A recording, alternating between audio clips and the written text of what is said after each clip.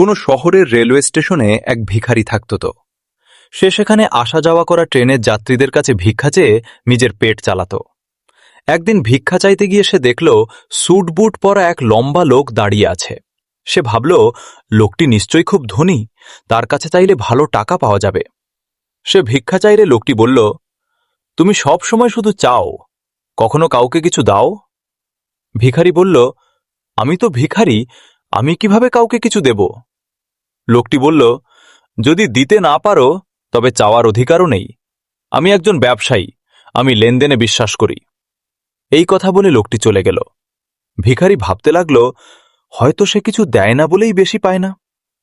পরে সে সিদ্ধান্ত নিল যে তাকে কিছু দেবে, তাকে সেও কিছু দেবে। কিছুদিন পরে সে ফুল দেখে ভাবল ভিক্ষার বদলে ফুল দেবে। সে ফুল তুলে নিয়ে যাত্রীদের দিতে শুরু করল। এতে লোকজন খুশি হয়ে তাকে বেশি দিতে লাগল। একদিন আবার সেই ব্যবসায়ীর সাথে দেখা হল। ভিখারি তাকে ফুল দিয়ে বলল, আপনি আমাকে কিছু দিন, আমি আপনাকে ফুল দেব। লোকটি হেসে বলল, আজ তুমি আমার মতোই একজন ব্যবসায়ী হয়ে গেছ। এই কথা ভিখারির মনে গভীরভাবে বসে গেল। সে বুঝল, সে আর ভিখারি নয়, সে একজন ছোট ব্যবসায়ী। পরে সে ফুল কিনে ব্যবসা শুরু করল এবং ধীরে ধীরে বড় ব্যবসায়ী হয়ে উঠল।